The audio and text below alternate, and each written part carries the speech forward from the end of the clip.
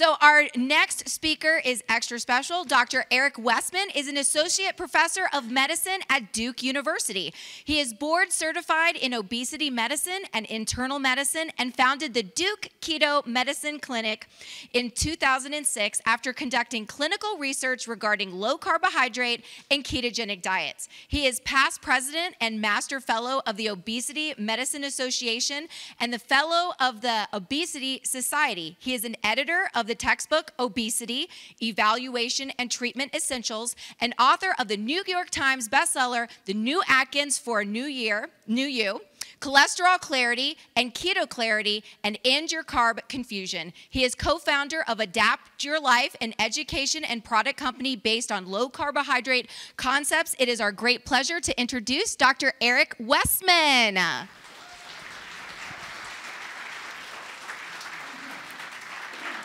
Thank you so much. Thank you. Thank you very much for that kind introduction. And before I get into the talk, I would like to also say a word about Sarah Hallberg. Sarah was a shining star through her family and in the keto world, and we got to meet her some years ago. And I've been doing this since about 1998. I carried a baton from Dr. Atkins and Dr. Eads and put the work that they were doing into clinical science. And then, years passed, nothing really happened. And there was this shining star who came through my clinic at Duke with a nurse practitioner. And, she said, I'm Sarah Hallberg. And, I'm going to change the world. I don't know if she said that explicitly, but that was the energy that you could feel. Something changed in the ensuing 5 years, right? The keto explosion, right? The TED Talk that she did, I think, was one of the seminal things that happened, one of the important things that happened that got keto onto the mainstream platform that it is. Then she started working with Virta Health, which is the company that is also the shining star on the hill of success using nutritional ketosis. But I just wanted to also talk about Sarah's effect. Her effect is going to live on. If you didn't know, a lot of the work that carries on is actually, in our area, it's grassroots. And it's GoFundMes. That's Dave Feldman's work that he's doing. That's the GoFundMe, the Sean Baker's carnivore work that he's doing. There's actually a GoFundMe for Dr. Sarah Hallberg's legacy. If you didn't know about it, please check it out. You just go to GoFundMe, type in Sarah Hallberg, and so Nina Teicholz, who became leader of the Nutrition Coalition, got to work with Sarah Hallberg very closely, and she put up this GoFundMe as a way to carry on Dr. Sarah's legacy. Thank you.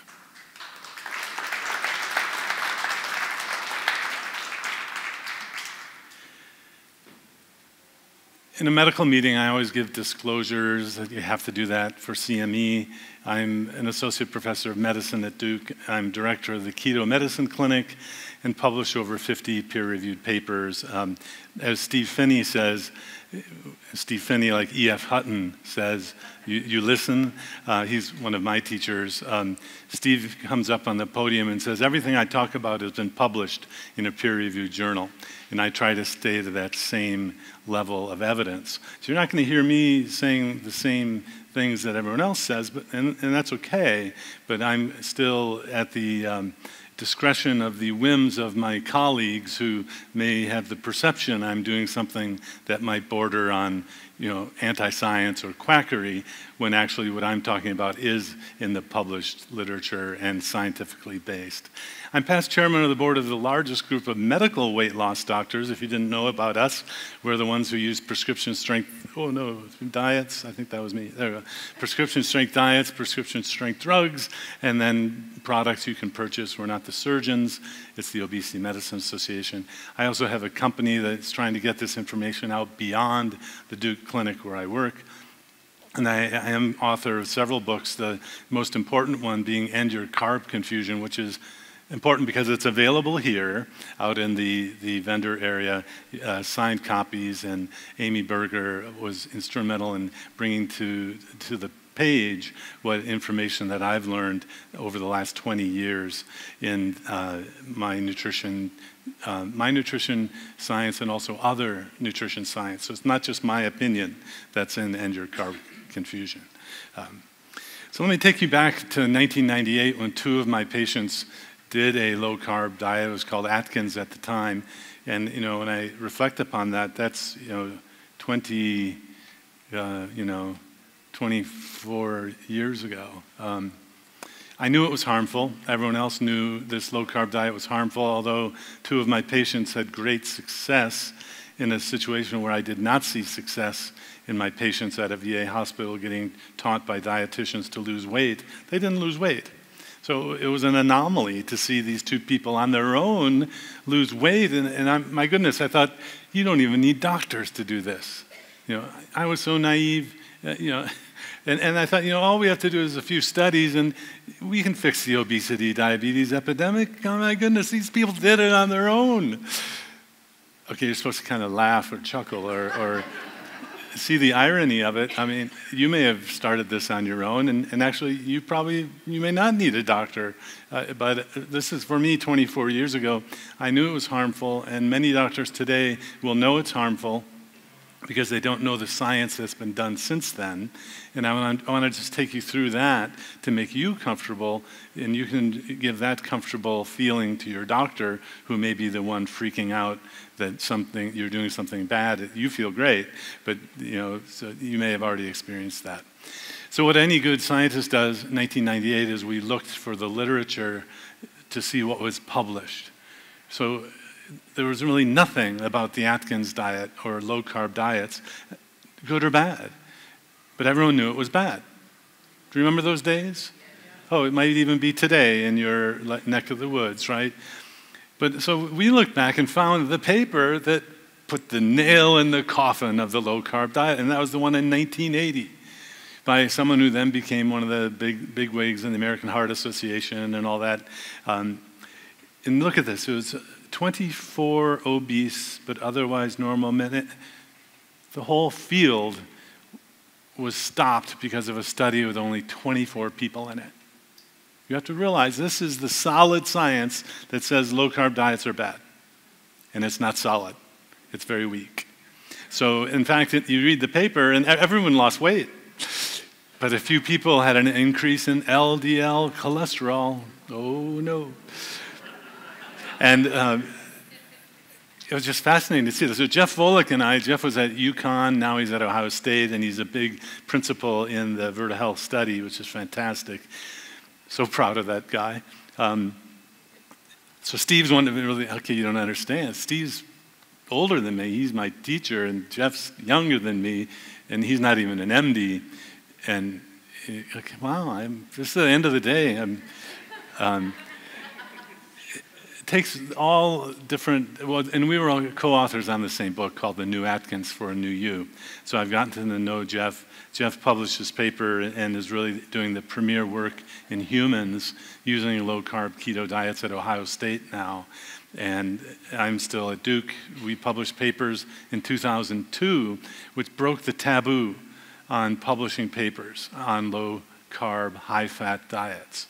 But you have to understand, that's 20 years ago. I really thought something would have changed by then. And then the internet comes around, Dr. Sarah comes around, and things change, but it's awful slow. And maybe I can help you understand that. But when not only our group started doing randomized trials, other groups around the world did randomized trials, the same results were found, that low-carb diets were as good or better than low-fat diets, which was the prevailing wisdom of the day. Everyone should do a low-fat diet, right? Remember that? Everyone should do a low-fat diet. And let's not make the same mistake that everyone should do a low-carb diet. Well, that would be taking the pendulum too far, perhaps. But it was pretty clear all around the world that low-carb diets certainly worked and had a similar, if not better, safety profile than low-carb diets. This is a study of studies, which is called a meta-analysis, and now there are 4 or 5 meta-analyses kind of going over the same studies, and I just sort of wonder, it may be the phenomenon that Americans don't trust research from non-Americans, and so the South Americans had to do their own meta-analysis, and the Europeans had to do their own meta-analysis to kind of be able to trust the analyses. I don't understand entirely. But this is almost 10 years old now, showing on balance that the low-carb diets really do work better than low-fat diets for obesity treatment. And it turns out the diet is as good as a diet and a drug. Orlistat or Xenical was the drug that the VA hospitals were able to get for veterans. And this is a study my colleague did comparing a low-fat diet with Orlistat combined to just the low-carb diet itself. And the diet did as good as the diet and a drug. That's pretty great, right? I'm thinking medical systems, the VA certainly want to come on to this, and that was published, 12 years ago now. In the UK, the public collaboration of the UK popped up, and they started doing annual meetings there. Sam Feltham put together this infographic and said, well, let's imagine that these are football or soccer scores, and every time low carb wins, it gets a point, and every time low fat wins, they get a point, and let's see who's ahead, And so in the blue bars in the middle here, for statistically significant studies for weight loss, the low carb diet has 31 points, and the low-fat diet has no points. It's like 31 to nothing. It's not even close. But, I would go back and say, low-fat diets can work because, you're going to know a lot of people who do have success with that. They generally don't have insulin resistance. That's why they can get away with low-fat diets. But there's so many studies now that the level of evidence that's required for a drug for FDA approval has been surpassed with the studies now on low-carb diets for obesity. And thus, if it were a drug, it would be FDA approved.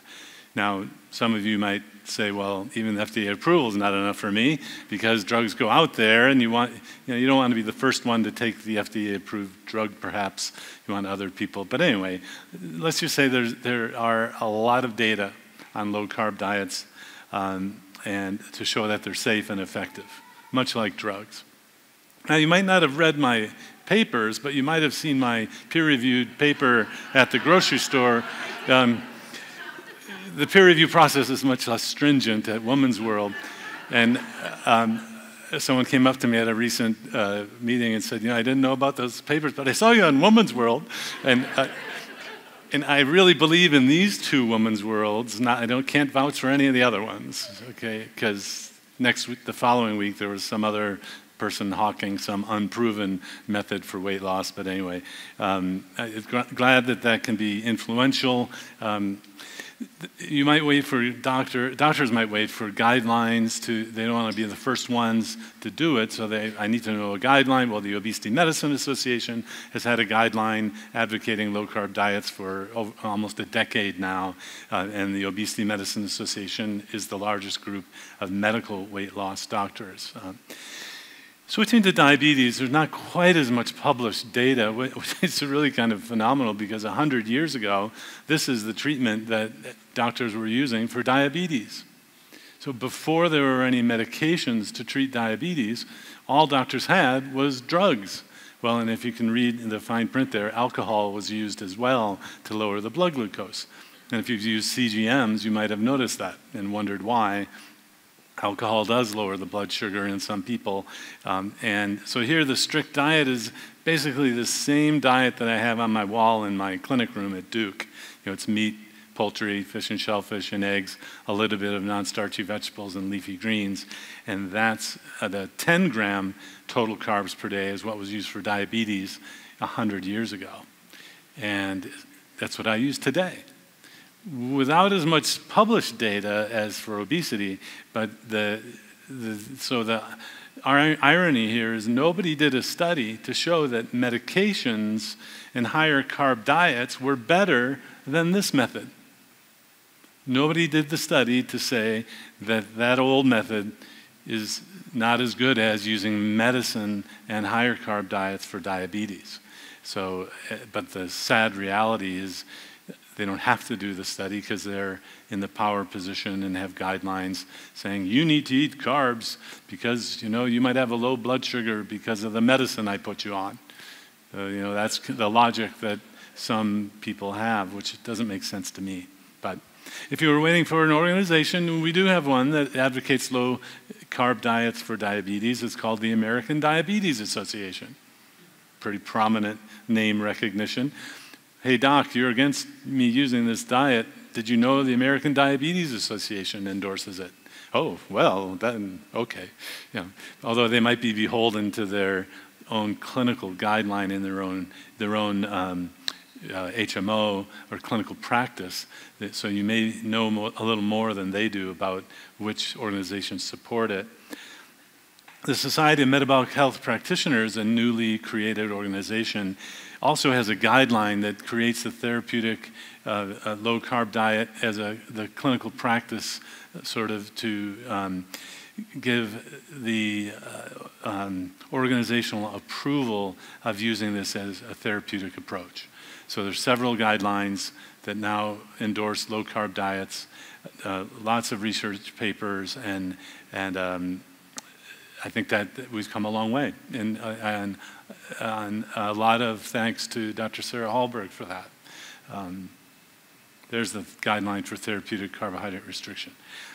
So getting to a little physiology, in these keto events, there's a little bit of, science, a little bit of practical, and then fun, and they're really kind of an interesting array of talks, but there's always some science, which I think this is unique in regard to other kinds of people that get together.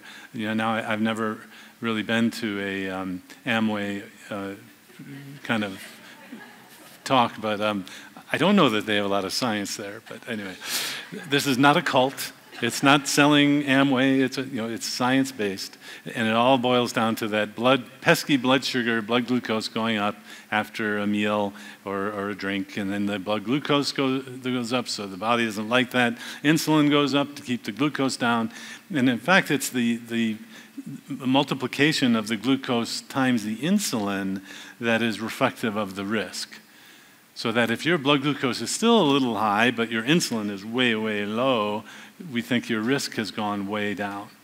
And I get people talking to me now, freaking out because their blood glucose is 102, which is 2 points over the upper normal range, and their insulin, of course, probably went from 50 now to 5, and so don't expect like total normalization at any time. And I went through this when we started handing out blood pressure monitors to people, and that caused consternation, these ambulatory blood pressure monitors, because your blood pressure goes up and down at home. And people would come in, my blood pressure went over 120, and that's normal. No. It goes up when you exercise. That's okay. So that we're seeing that same sort of misinterpretation of biologic variability as something abnormal. So be careful and certainly connect with other people if you're measuring these things. But specifically for the behavioral change that happens after eating carbs, the blood glucose goes up and you get this insulin secretion, you get increased fat storage, the blood sugar goes down, you get low energy and mood swings. Even you might be diagnosed with anxiety and all these other things that you've heard about, and then you crave carbs, and you get rid of the cravings by having the carbs, don't you? Which is not really a good idea because it'll perpetuate the carb cravings. It reminds me of the gentleman who came in as I was helping him quit smoking. That was my former career as a researcher, a smoking cessation researcher. And he said, Doc, I have the new treatment. I know how to get rid of cigarette cravings. I said, oh my gosh. I worked with the nicotine patch inventor. I thought a new thing to use. And he said, if I smoke a cigarette, my cravings go away. It was true, but it didn't help him get off the cigarettes. So if you use the same substance you're craving, you're just going to crave it again and get away from it. And then I'll even, if I really kind of want to be difficult with somebody, I'll say, ask me if I crave fruit. And there's no, ask me if I crave fruit. No, I don't eat fruit. You crave what you eat. Yeah, and cravings go away remarkably fast. If you haven't started yet, expect that to happen in a day or two. Hunger and cravings go away. You start losing weight. I typically see 1 pound or 2 per week. It's pretty much sustained. So if that's not happening for you, listen carefully when I go over what we do.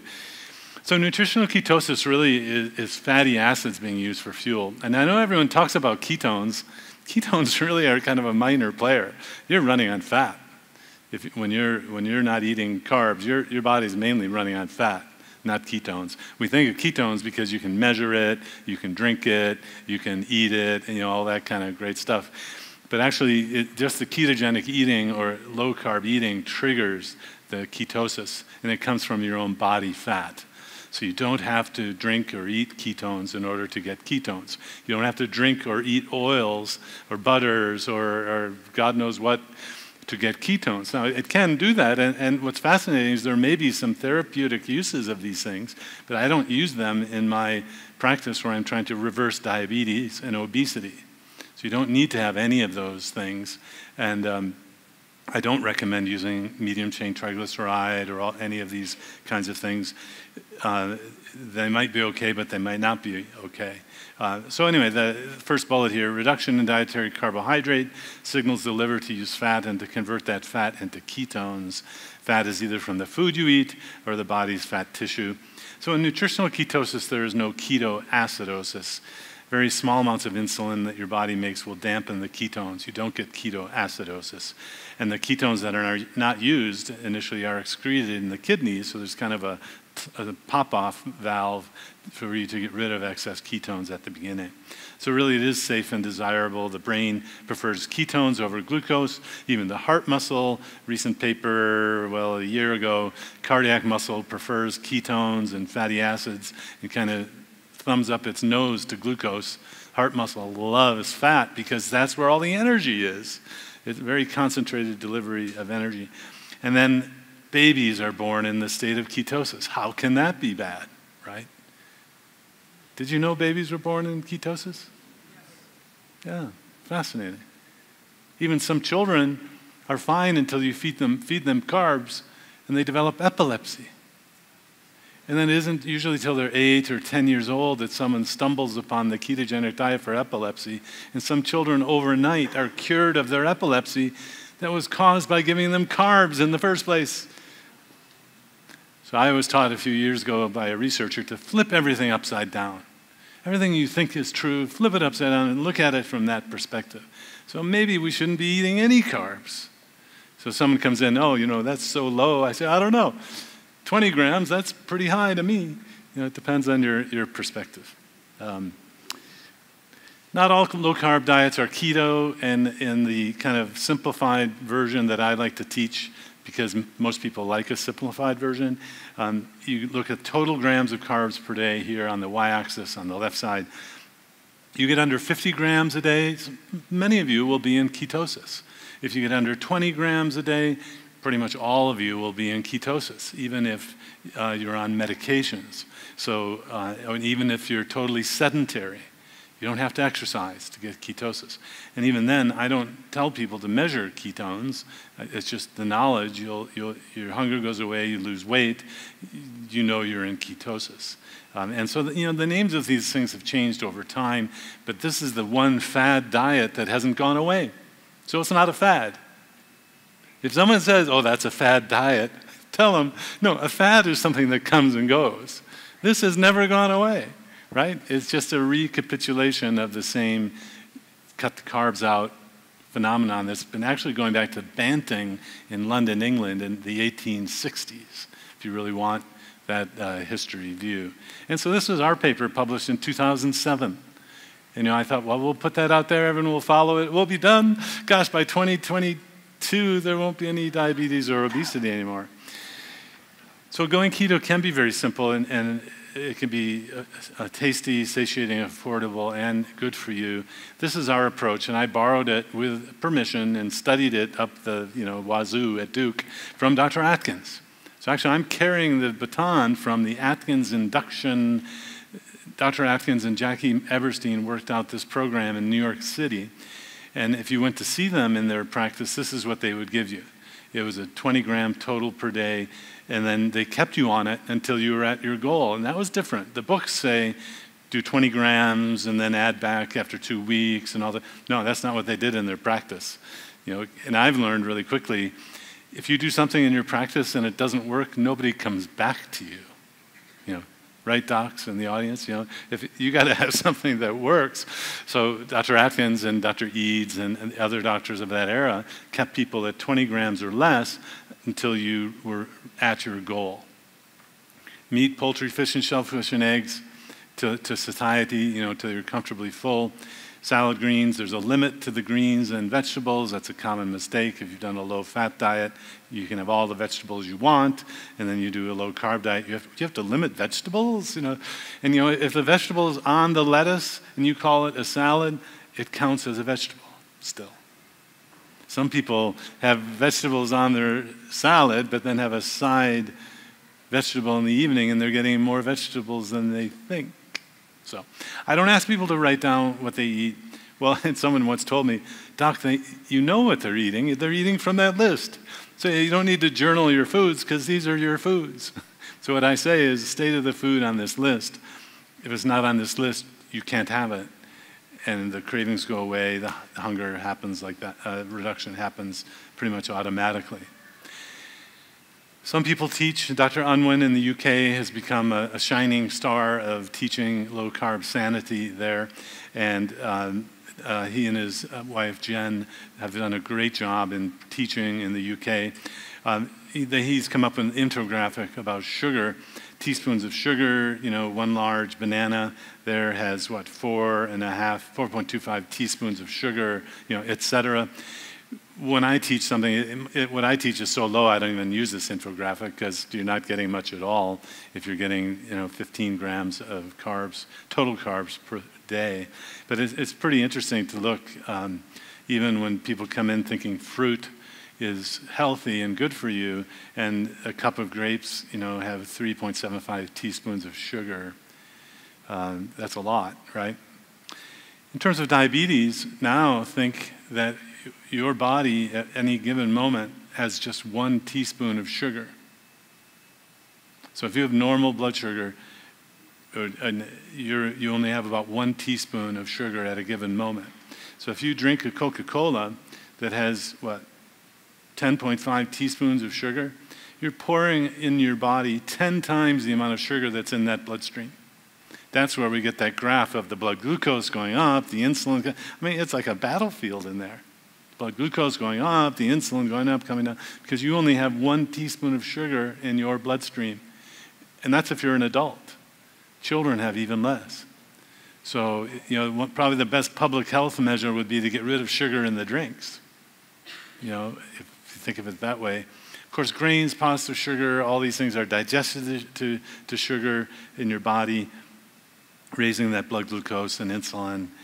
Fruits, nature's candy. I had a picture in my clinic that said, fruit makes you fat. And then I took it down because it, was offensive. But it's true, anyway. And nuts really are like the trigger food for 50% of folks. So in February, I was in front of about 500 people over 3 Saturdays, and I asked, how many of you have a problem with nuts? And, trouble controlling them, and then half the people put up their hands. So at first I say no nuts.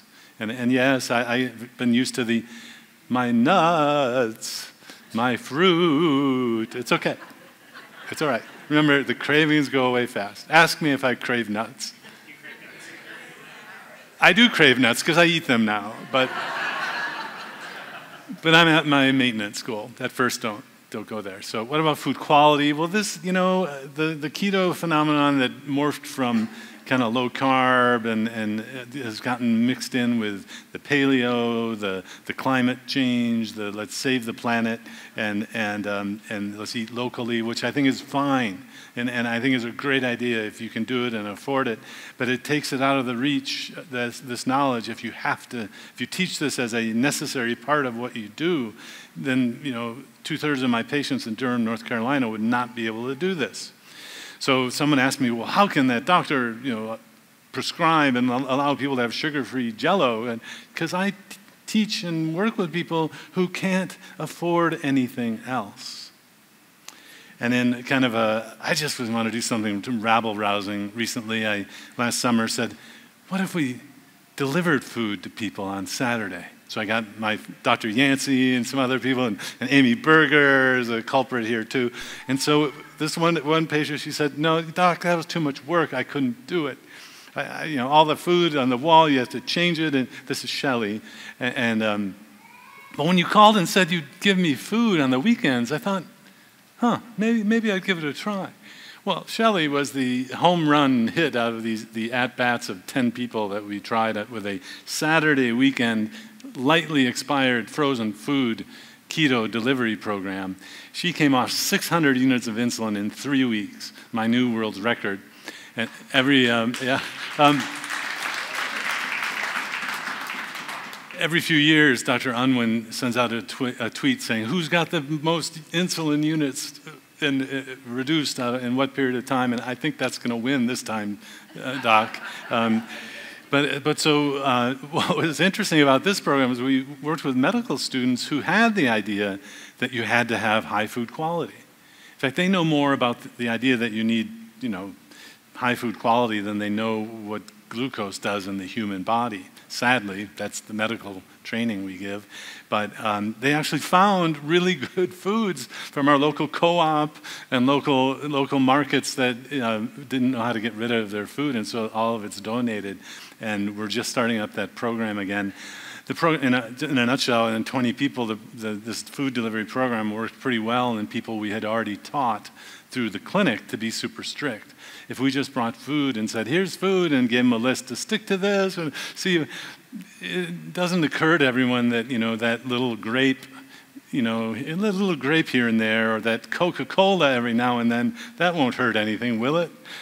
So you want to be, if you're going to do something like that, make sure you teach people they have to be really strict. Plus the fact that people who come through our clinic are a little more motivated. They're selected for being in a situation of wanting to make a change. But you don't have to worry about food quality. I had a young man who ate off the dollar menu at McDonald's, and they haven't had one for a while, so that dates that anecdote. But he lost 100 pounds just eating at McDonald's. And he would have burgers, no bun. And I'd say, don't worry about the ketchup on that. It's such a small amount. And of course, no fries, no sugar in the drinks. And so I just want to give you the basic understanding that, every now and then, if you don't choose to eat at McDonald's or Burger King or Wendy's every day, every now and then if you do that, you just don't eat the carbs there, and it's not going to destroy the whole program. What am I going to do? I don't have grass-fed beef, or in Ken Berry's brilliant panda massaged meat. I didn't have any, there wasn't any panda massaged meat, so I just ate the whole bun. It's like, no, okay. That's a misunderstanding of what's important. So even today, you may have to unlearn things, even your doctor here. This came from the Atkins era. You went on keto and lost 90 pounds, lowered your cholesterol, cured your high blood pressure, and now you're walking 5 miles a day. But I'm warning you, high LDL is going to kill you, right? We don't know that that's true, and I don't know that high LDL is necessarily good for you either, but at least Dave Feldman, Cholesterol Code, the Citizen Science Foundation, maybe you all who are supporting that study is at least collecting new data on it, and that's what's really important to do, is to collect information, not just tell people, oh, don't do that. I've lived through that. Don't do that. In fact, it's been really helpful in use. So kind of like in Men in Black, I have a neuralizer if you come to my clinic to help erase your memory of that old food pyramid, the old way of eating. It even makes a little noise, like this. You may need repeated dosing if you come back saying the wrong things. Nutritional ketosis, probably the best study if you're going to be looking at the research on diabetes, is the one conducted by Virta Health. This Sarah Hallberg involved, of course, Jeff Volek, Steve Finney as well. This is the study that, the paper that looked at the biomarkers within the people in that study. So these are people with diabetes, put on nutritional ketosis diet. They got a ketone meter at home and a Bluetooth scale to send back, and had a doctor in an app to talk to help de-prescribe the diabetes medicines. Everything changed in the way that you would want. The good things got better, the bad things got lesser, except one thing, and that was the total LDL cholesterol. So out of these other things, it kind of now is a situation of, is that LDL thing really, really so important that it overwhelms all these other positive things that happen? And that's kind of the situation I'm in now. The insulin resistance, the metabolic syndrome, the insulin, you've heard it, went all the way back to Jerry Reven at Stanford. It was called Syndrome X, and he never got credit for coming up with this, but that's what we're treating, is we're treating insulin resistance and metabolic syndrome. And the studies are yet to be done, but they need to be done comparing the relative importance of these things in a prospective way. There is an observational study predicting the first heart attack in women that actually shows the LDL to be almost insignificant. This was a paper just last year, first author Dugani, D-U-J-A-N-I, if you really want to drill down to relative importance of things. Diabetes was for heart disease, diabetes was the most powerful negative thing to have. So you want to fix diabetes if you want to fix atherosclerosis or heart attacks. Then comes smoking, hypertension. Have you heard of these being important before? Yeah. BMI actually comes up on the list. Overweight and BMI, elevated BMI, which is your weight adjusted for your height. And then the metabolic syndrome. So high triglyceride is bad, low HDL is bad. And then way at the bottom of this graph is LDL cholesterol, or total cholesterol. So things are changing. The paradigm's changing. Remember, that's the lens through which you see the world, and you still may wake up some days with that subconscious thing going, oh, I'm going to die of eating saturated fat. Oh, my LDL is too high. And that's just your subconscious, right? Like we've learned in the old paradigm. And then, of course, then you go to the doctor's office and they say, and you're dying of saturated fat intake, and your LDL is too high. Maybe the doctors are the subconscious. Wait a minute. No, it's the paradigm.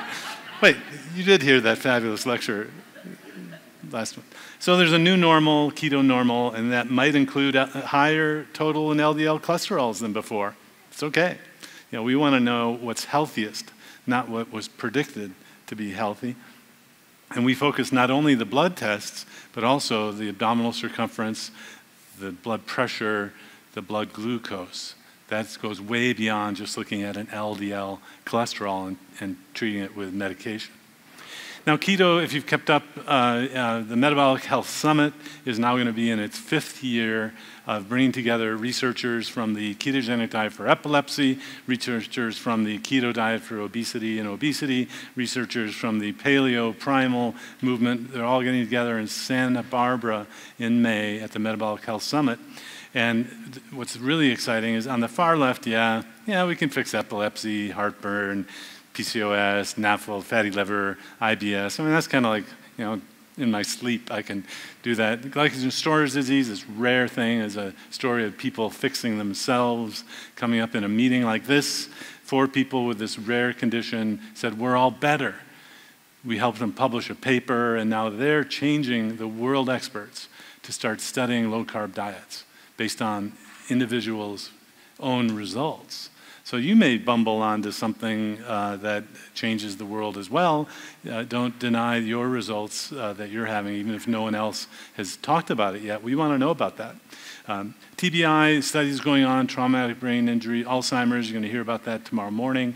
I put Alzheimer's and cancer kind of in the evolving evidence because I don't have great human studies yet to say, yes, this will work like diabetes and obesity, like a prescription drug. I don't have that level of science yet. okay? But if someone comes to me wanting to learn to do a keto diet for cancer, I'll teach them, but I'll also have the warning that, I don't know if this is going to help. But we're going to hear some exciting research tomorrow about some new data looking at keto and cancer, so stay tuned for that. So it's not just blood glucose and insulin. We also think these things create inflammation in the body, so any process that involves inflammation should be reduced, including things like long COVID or COVID itself, any kind of infection like that. A lot of anecdotes about that, anecdotes about improvement with long COVID. I don't have studies to show and say yet, but very interesting. I would teach you how to do it for that and just say, I don't know if it's going to help. But, there are a lot of other things that get better when you cut carbs out. Now, I'd like to end on just the internet keto today. Again, this explosion, which, kind of happened overnight when I think in terms of my career. People started coming in saying, it's so expensive to do keto. I said, well, what do you mean? You can eat at McDonald's. All these apps, I don't want to use an app. I said, I've never used an app. So the method I teach really is literally handing out that sheet of paper and having you watch a video of me going over the handout, because I can't do classes at the moment. And so we've taught a lot of people using this method and then surveyed them and said, what is different than what we taught, than what you learned from the internet? So here are the top 10 things that, again, this confluence of keto for epilepsy, paleo primal for the food quality, and then at the bottom here is what I'm talking about, which is simple, garden variety carb restriction. We use total carbs, not net. So the top 10 things that were different in our program, you don't have to measure ketones. If you want to, you can, but you don't have to. You don't have to use macro calculation. You don't have to be in ketosis 24 hours a day like people with epilepsy do. So it's very different. And you don't have to worry about the macros at every meal or even writing them down. You don't have to use MCT, medium chain triglyceride, or ketone drinks or pills in order to get into ketosis. Ketosis comes from your own body fat by just reducing the carbs that you eat. I'm still waiting for studies from these folks who promote these products to show that they help within the context of what we already know to be true, without extra side effects, without extra cost. What is the cost benefit for the use of these things? Fasting is not required. I do know some programs that say you got to fast and all that. No, you don't. Of course, fasting works. Well, in the ultimate extreme, have you ever seen the show Naked and Afraid on TV?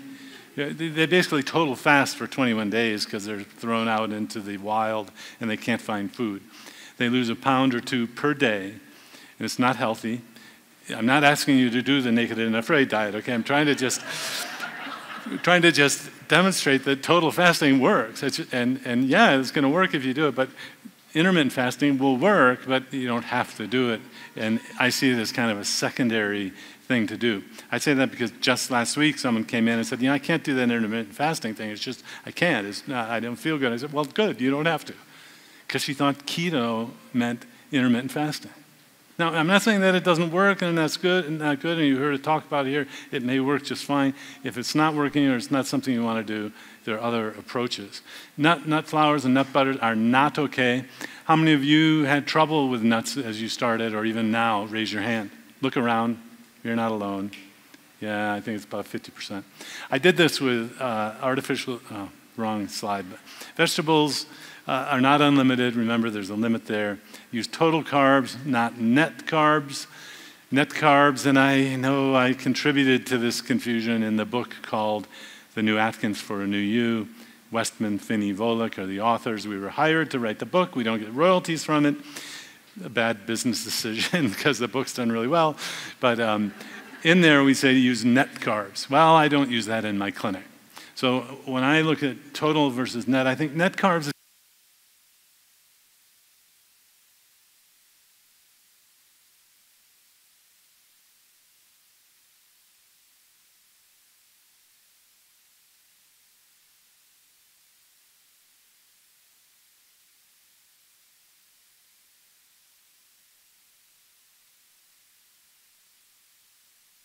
One, two.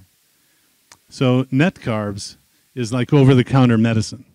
It may work for you, But if you want prescription strength, like it's going to work for you first time, every time, even if you have diabetes, metabolic syndrome, then use total carbs for the calculation, okay? And then I was going to say at these meetings, I asked, how many of you had trouble with artificial sweeteners? And here, just as a show of hands, how many of you were at a stall or couldn't use artificial sweeteners when you started? Please raise your hand. Well, that's higher than maybe a select group, but still that's maybe 10% versus 50% who had trouble with nuts, okay? So again, I'm just trying to get a program that will work for as many people as possible with as little pain as possible. I want to avoid pain, remember. And so clean, expensive food is not required. It's great if you can. It doesn't help you to get into ketosis by having food from your farmer's market or buying a whole half cow or something with a friend. You can still get into ketosis with other types of foods. Finally, the number one kind of things that we help people correct in their understanding that got them success is that cheese, fats, and oils, and mayonnaise, which has a lot of oil in it, are limited.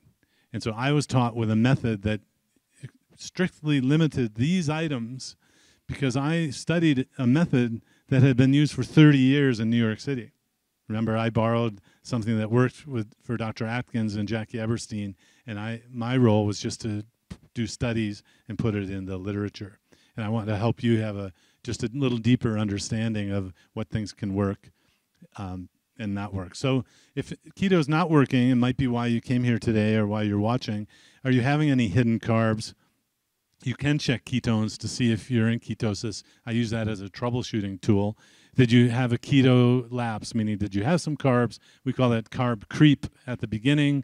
You know, oh, I've lost 30, 40 pounds. I feel great. I'm going to have a little carbs here and there. And the 40 pounds are back. I see that frequently over the holiday season, where the holiday becomes a hollow week, and the hollow week becomes a hollow month. It's fascinating. People, I'd like to do some research on what goes through people's minds before they come back to my office and before they don't come back, the cancellation of appointments. It's fascinating because I know people come in and you're not going to be happy with me. And why? What? I didn't lose weight. Well, I'm here to help you. Anyway, any new meds from other doctors? That darn Flonase nasal spray, not to name names, is really effective for this time of year as we have the green pollen in North Carolina, but also can slow down weight loss. 1 to 2 pounds per week. Are you a little impatient? I typically see 1 to 2 pounds per week. That's 4 to 8 pounds per month. It's fantastic. It's the healthiest way to do it. Don't worry if it's that speed. You're on track. So where would you start if you're just starting? On the left-hand side, if you're on medicine, especially insulin or other blood glucose control medicine, you have high blood pressure being treated, your BMI is over 50, you can use a calculator online for that. Then see a medical provider who knows keto. Don't do this on your own, please. There's too much risk. It would be like me renting you a motorcycle not knowing that you have a motorcycle license. It can be risky, right?